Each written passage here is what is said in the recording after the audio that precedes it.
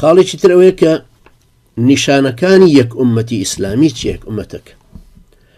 نیشانەی یەکێتی ئومەتی ئیسلامی زۆر و پێکەوە تەنراون و مسلمانان بە شێوەیەکی زۆر جددی پێوەی پابندن. ئەمەیە وای کردو کە مسلمانان ئومەتێکی تایبەت و زۆر جیاواز بن لە خەڵکی تر. مسلمانان لە کەسایەتی ئیسلامیە ئەتوێنەوە لە هەموو کات و شوێنی گەلانە کە مسلمانە بینرێ یەکسەرە ناسرێنەوە. ئەزانرێ ئەمەی لە ئەندۆنیسیا هەروەکو ئەو کەسێکە لە سۆمالە هەردووچیان وەکو ئەم کابرا کوردەوایە یان ئەوەی کە لە باکووری نەرویج مسلمان بوو. هەمویان دید و دین و تەسەوراتیان بزاوت و هەڵوێست و عیبادەتەکانیان قیەمی کۆمەڵایەتیان وەکو یەک وایە.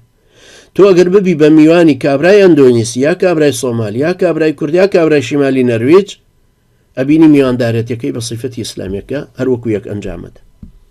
کەوابوو ئەمانە نیشانەی یەک ئومەتیەکە نیشانەدەن. بەڵام کۆمەڵە صیفەتی تریانەیە. لە وردەکاریمانە هەست پێەکەین کە ئەمانە کۆمەڵە صیفەتێکیان هەیە. یەکەمیان یەک عەقیدەیە. هەموو ئەو کەسانەی کە ئومەتە مسلمانەکە پێک دێنن بە لا ئیلاهە ئیلا الله محەممەد ڕەسوول الله صلی الله عليه وسلم پەروەردە بوون و گۆش بوون. بنەمای ڕیشەیی یەکبوونی مسلمانەکان ئەم شایەتمانێ. هەر کەسێ ئاوا شایەتمان بێنێ بە ڕەفتار یعنی گفتار و کردداری ئاشکرا دژی نەبێتەوە یەکێکە بێ لەم ئومەتە مسلمانە. هەر کەسێکیش ئاوا شایەتمان نەهێنێ لە دەرەوەی ئەم ئومەتێ. هەر کەسێک بەخوای گەورە مسلمان بوو بێت و باوەڕ لە ناخیا بچەسبێت و بە شێوازی کە ڕەفتاری پێغەمبەری خوای بیستووە عەلەیهی سەڵات وەسەلام عەبدێتی بۆ خوای پەروەردگار بنوێنێ، ئەوە بە تەئکید بە عەبدی خوای پەروەردگار حسێبە، عەبدی ئیماندار کە سەر پشکانە ئازادانە عەبدایەتەکەی وەرگرتو.